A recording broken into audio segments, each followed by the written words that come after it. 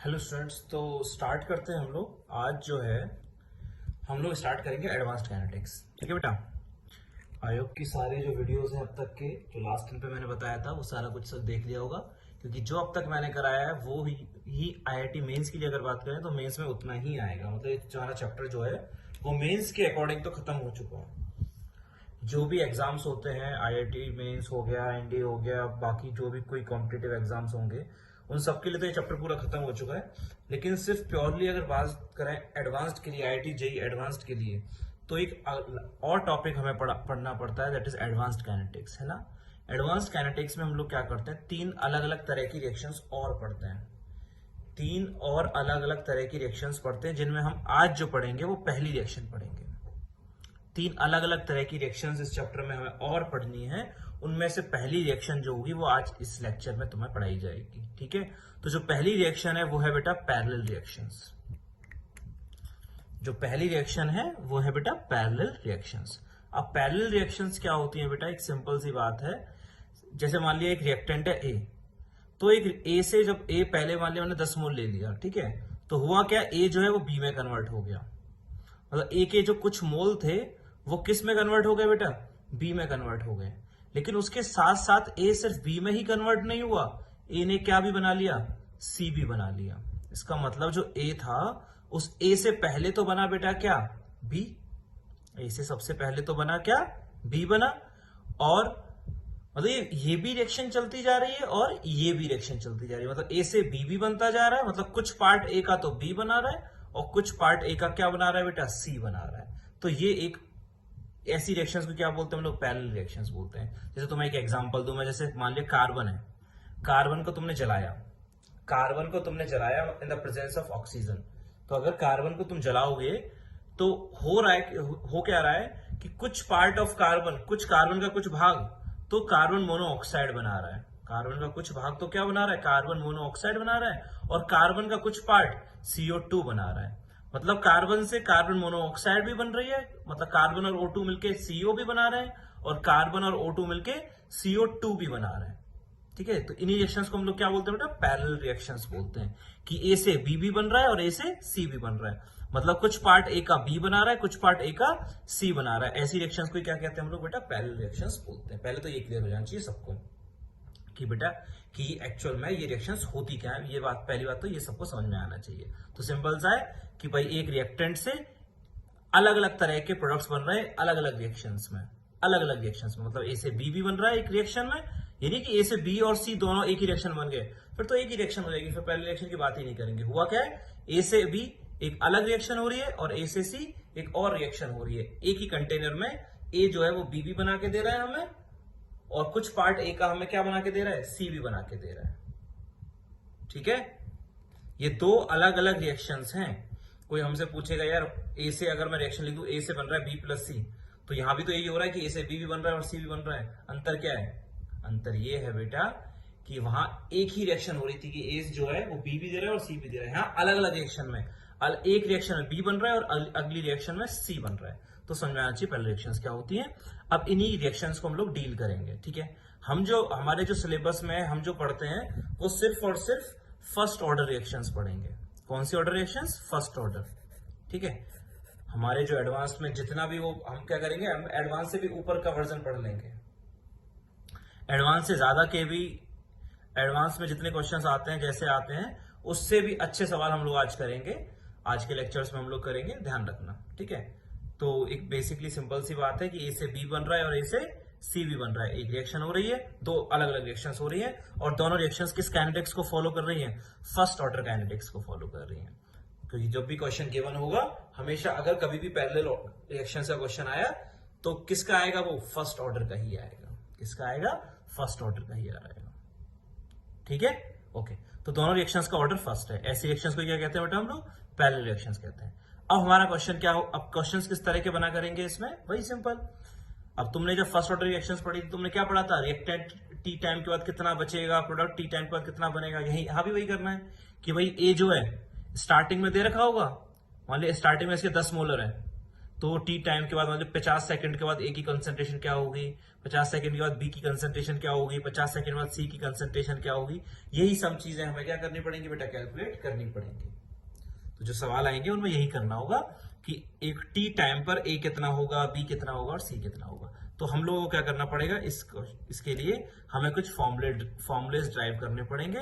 पहले डेरिवेशन देखेंगे अच्छे से कि कैसे ड्राइव हुए, और फिर उनके बाद जो रिजल्ट आ जाएंगे उन रिजल्ट्स को हम लोग मेमोराइज कर लेंगे, उन रिजल्ट्स को हम लोग याद कर लेंगे। ठीक है, लेकिन प्रूफ भी बहुत जरूरी है, तो प्रूफ भी थोड़ा ध्यान से देख लेना। ठीक है, मान लिया स्टार्टिंग में जो ए की कंसंट्रेशन है बेटा वो है ए नॉट।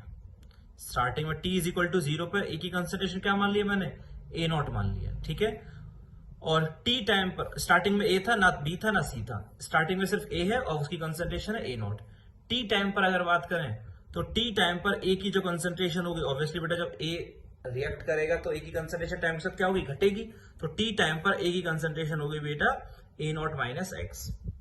टी टाइम पर ए की जो कंसंट्रेशन हो जाएगी that is equal to A naught minus X, A naught minus X हो जाएगी। ठीक है, और अगर ए घटेगा तो बी बनेगा और सी बनेगा। अगर ए घटेगा तो बी भी बनेगा और सी भी बनेगा, सिंपल सी बात है। ए घट रहा है, बी बन रहा है, सी बन रहा है, तो ए कितना रह गया, एक्स घट गया। ठीक है, तो ए नॉट माइनस एक्स, और बी कितना बन गया। अच्छा, आप ये तो नहीं बोल सकते ना बेटा कि ये एक मोल घटता है तो ये एक मोल बनता है, तो ये एक्स मोल घट रहा है तो ये एक्स मोल बनेगा। नहीं, क्यों नहीं बोल सकते, क्योंकि ये जो एक्स है ये पूरा का पूरा इस एक्स ने बी नहीं बनाया है, इसके कुछ पार्ट ने तो क्या बनाया है, बी बनाया है, और कुछ पार्ट ने क्या बनाया है, सी बनाया है। मतलब ए का जो एक्स पार्ट रिएक्ट करा है, ए की कंसंट्रेशन एक्स घट गई, मतलब एक्स अमाउंट रिएक्ट करी है, तो उस एक्स अमाउंट में से कुछ अमाउंट तो बी की बनेगी और कुछ अमाउंट सी की बनेगी। ठीक है, तो अलग अलग होगा। तो मैंने मान लिया टी टाइम पर बी की कंसंट्रेशन क्या मान ली मैंने बेटा, वाई मान ली, और सी टाइम और टी टाइम पर सी की कंसंट्रेशन क्या मान ली, जेड मान ली। ये बी बनेगा, ये वाई बनेगा और ये जेड बनेगा एट टाइम टी। ठीक है बेटा, ओके। चलो आगे क्या है, K1 and K2 are rate constant. और ये जो K1 और K2 दे रखे हैं इन्होंने, ये दोनों रिएक्शंस फर्स्ट ऑर्डर की है। K1 और K2 क्या दे रखे हैं, these are the rate constant of disappearance of A in first and second reaction respectively. मैंने तुम्हें क्या बताया था बेटा, रेट कांस्टेंट अलग अलग होते हैं। डिसअपीयरेंस के रिएक्टेंट के डिसअपीयरेंस का रेट कांस्टेंट, प्रोडक्ट के अपीयरेंस का रेट कांस्टेंट, रिएक्शन का रेट कांस्टेंट, ये अलग अलग चीजें बताई थी मैंने। रिएक्शन का रेट कांस्टेंट, अपीयरेंस का रेट कांस्टेंट, डिसअपीयरेंस का रेट कांस्टेंट। और मैंने जो फॉर्मुले अब तक ड्राइव किए हैं, first order, zero order, second order, वहां तो मैं क्या बताया था, जैसे जीरो ऑर्डर का फॉर्मुला था एटी बराबर ए naught minus k T, eighty is equal to A naught minus k t. इस फॉर्मुले में अगर हम लोग बात करें A t is equal to A naught minus k t, इस फॉर्मुले के लिए हम लोग देखें तो क्या क्या बोला था मैंने, A t is equal to A naught minus k t के लिए मैंने क्या बोला था, ये जो के है वो क्या है, that is the rate constant of disappearance of A of reactant. जो के था, k is equal to first order के लिए k is equal to 1/t ln a naught upon A t. K क्या था, rate constant of disappearance of reactant.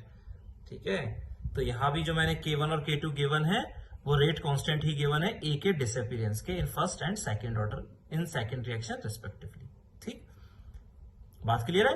और तुम्हें पता है ना रिएक्शन के रेट कांस्टेंट में, रिएक्शन का कोई रेट कांस्टेंट होगा, उस रिएक्शन का रेट कांस्टेंट, रिएक्टेंट के डिसअपीयरेंस का रेट कांस्टेंट और प्रोडक्ट के अपीयरेंस का रेट कांस्टेंट में क्या रिलेशन होगा, सबको आता है।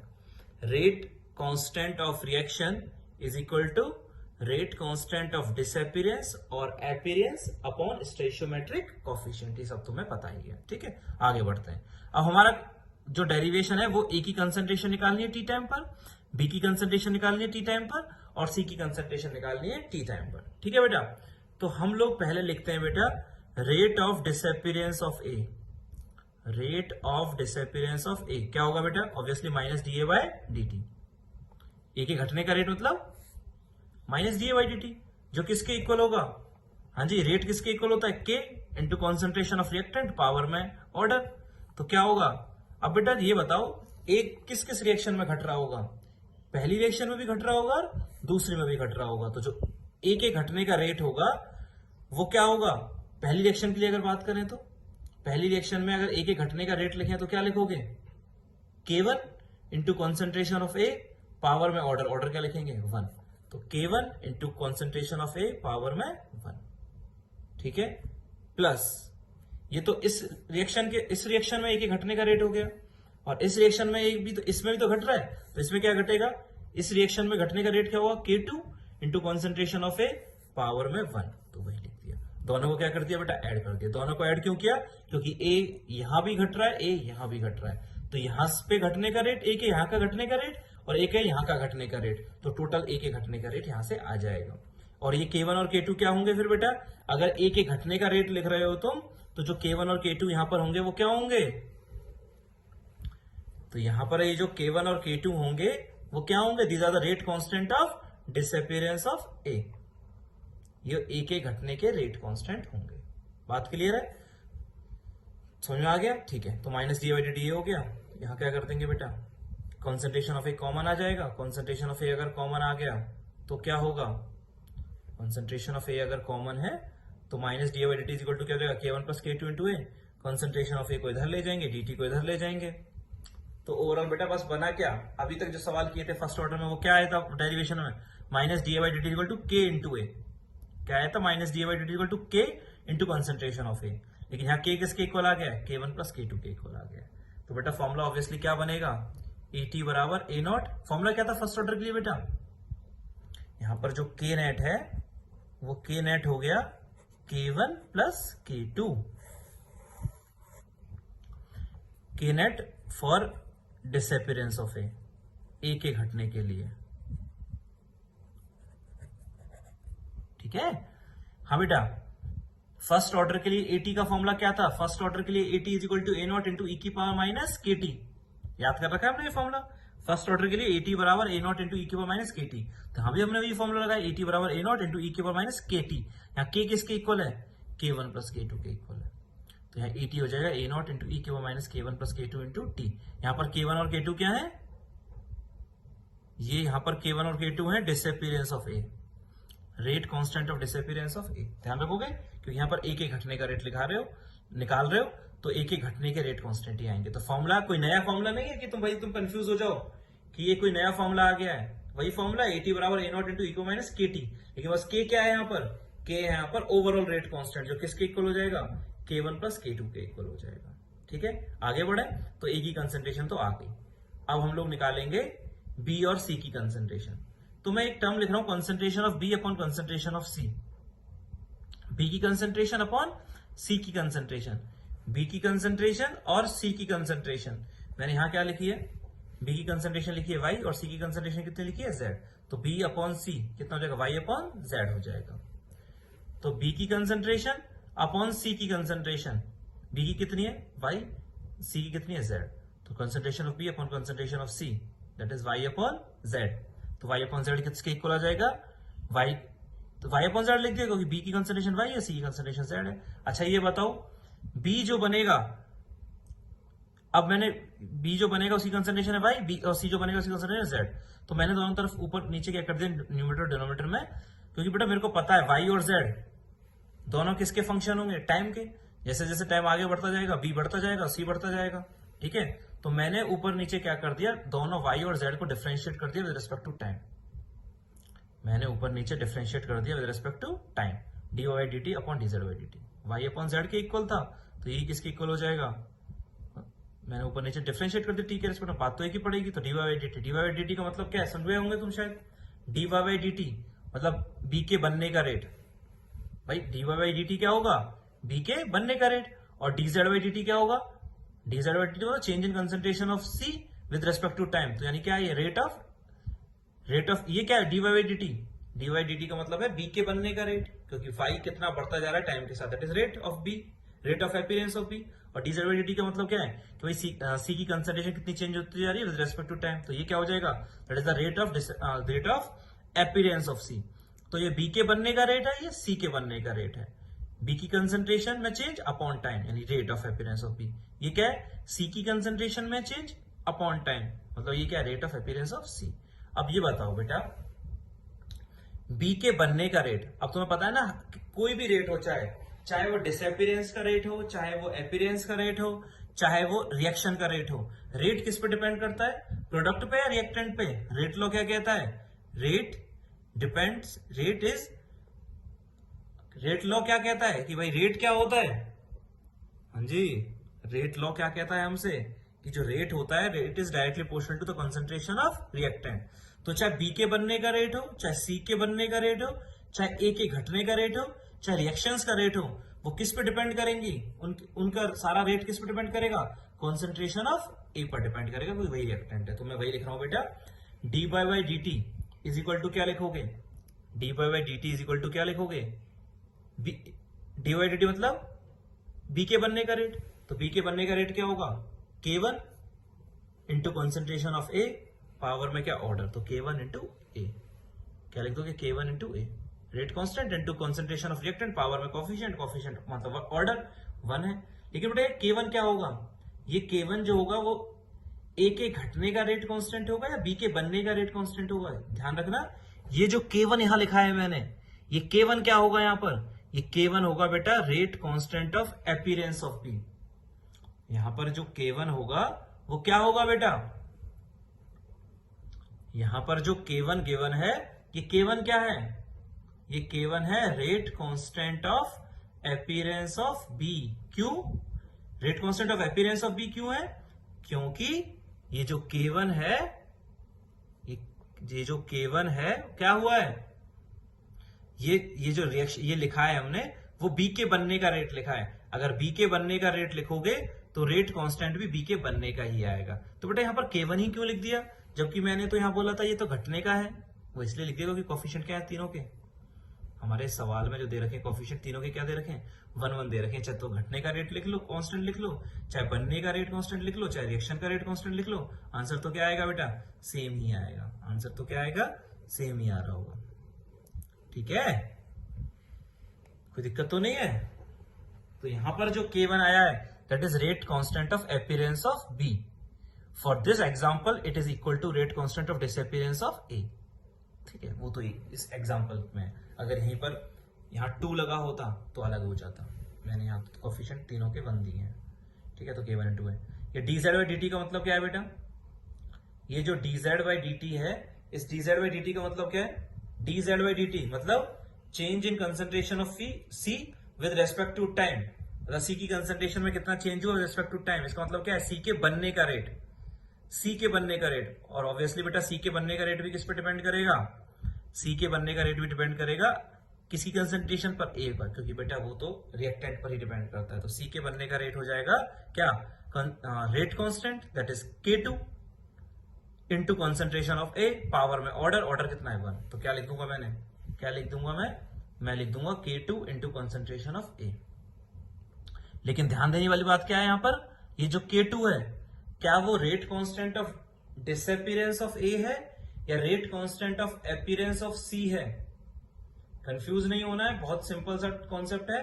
ये जो K2 है यहां पर that is the rate constant of disappearance of A या rate constant of appearance of C।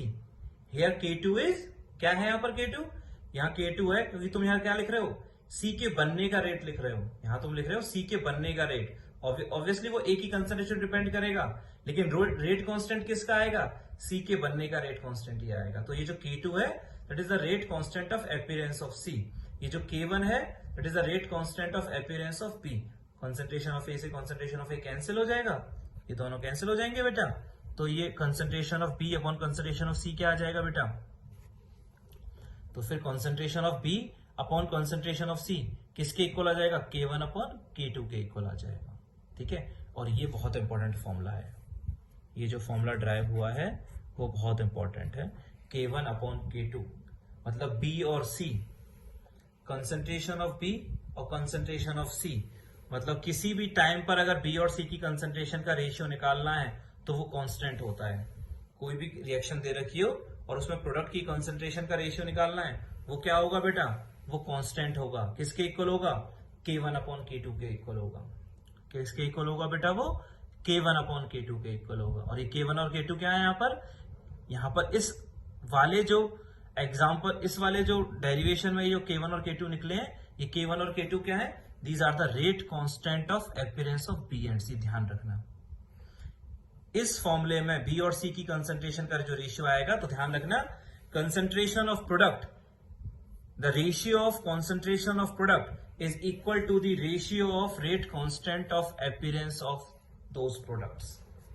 मतलब बी और सी की कंसेंट्रेशन का रेशियो उन दो बी और सी के बनने के रेट बी और सी की कंसेंट्रेशन का रेशियो उनके बनने के रेट कांस्टेंट के रेशियो के बराबर आएगा। ठीक है, तो यहां पर K1 और K2 क्या है, बी और सी के बनने के रेट कांस्टेंट। और इस वाले डेरिवेशन, इस वाले फॉर्मूले में K1 और K2 क्या है, rate constant of disappearance of A, क्योंकि ए के घटने का रेट लिख रहे थे हम लोग। क्लियर है बेटा? तो ए की कंसेंट्रेशन आ गई टी टाइम पर, और बी और सी की कंसेंट्रेशन एट टाइम टी का रेशियो आया है। कंसेंट्रेशन नहीं निकली अभी, क्या निकला है, रेशियो निकला है। बहुत इंपॉर्टेंट है। ठीक है, कंसेंट्रेशन क्या होगी वो हम लोग नेक्स्ट लेक्चर में करते हैं। ठीक है, थैंक यू।